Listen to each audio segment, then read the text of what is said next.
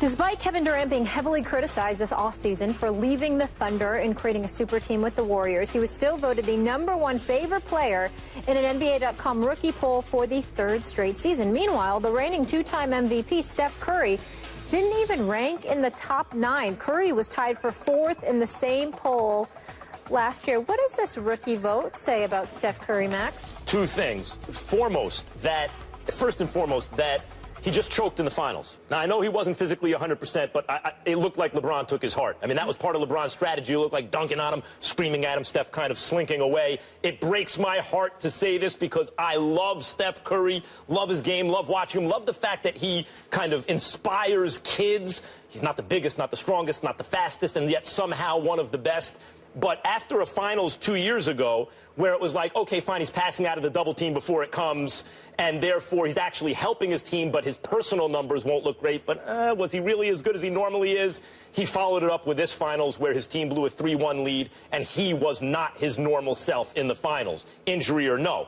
And that reinforces, I think, a sense among players, especially players coming into the league, that this league is so suited to Steph Curry that it's making him seem better than he actually is. You can't touch him. But a wide-open three-point shooting kind of league, that's perfect for Steph Curry.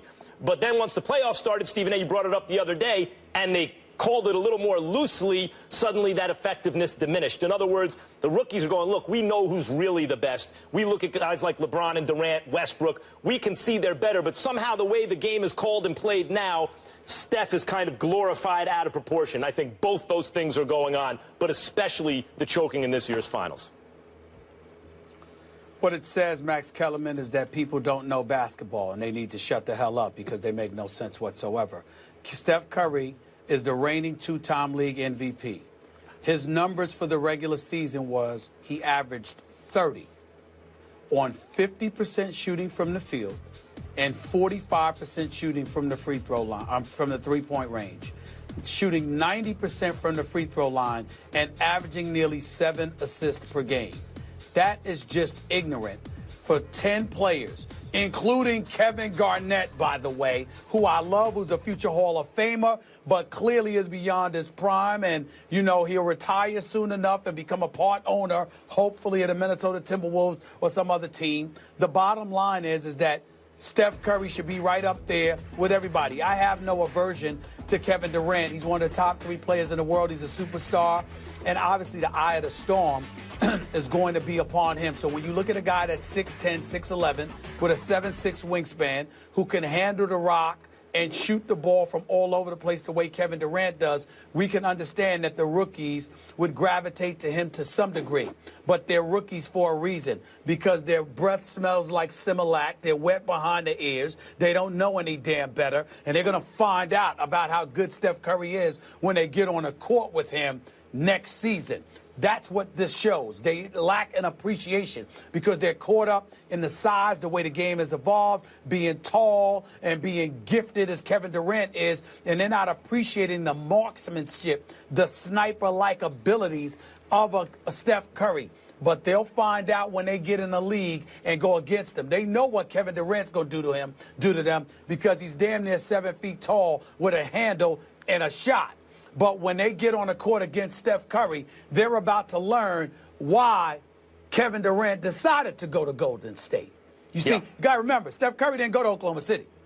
Kevin Durant came to Golden State. And the ball doesn't stick with Curry either. He moves it. Because Steph Curry was there. Look, let's remember I love Steph Curry, but Stephen A., you just mentioned his regular season numbers. He was clearly the MVP. I was on TV saying he should be the star. 25 points per game at 43% shooting in the playoffs. He should be the star of Space Jam 2 because it's his world. But in the finals, LeBron made it very clear, no, it's not his world. And Steph's performance diminished.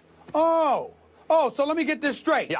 I wasn't the best player in the world. I may be number 2. Oh, my God, stop the presses. I mean, so let's stop the presses. Something's going to happen. Something's going to happen because Kevin, I'm not better than LeBron James. Hold on. No, I'm not better. I'm not better than LeBron James. Wow. He wasn't better than Draymond. I love Steph, but he wasn't better than Draymond in the finals.